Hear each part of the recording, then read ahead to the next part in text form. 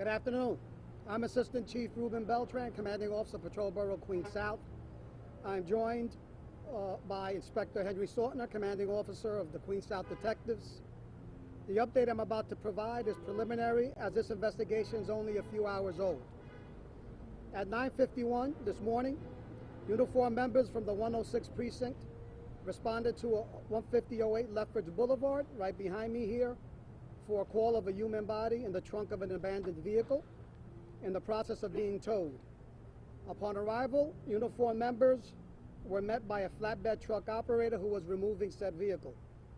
The vehicle was experiencing mechanical difficulty, prompting the operator to open the trunk in search of a spare tire. Upon opening the trunk, the operator observed a deceased individual positioned on their side. Officers established the crime scene and requested the response of the detective squad. At this point, I'll turn it over to Hank Sortner.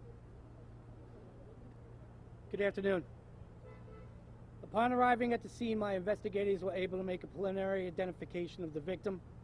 At this time, we believe the deceased to be Destiny Smothers, a 26-year-old female from Troy, New York, who was initially reported missing in November 2020 from Far Rockaway, Queens. Detectives have been in touch with the family of the victim. The medical examiner will determine the cause of death. In the meantime, this investigation remains ongoing. Let me just say, as a father of 3 daughters, to see this tragic loss of life weighs heavily on me and my investigators. We're going to do everything in our power to try to bring some measurement of closure to the family. Thank you. Take some questions. Did anyone just explain there was an operator of the vehicle? Was it the vehicle's owner, and is it which vehicle? The vehicle that was towed?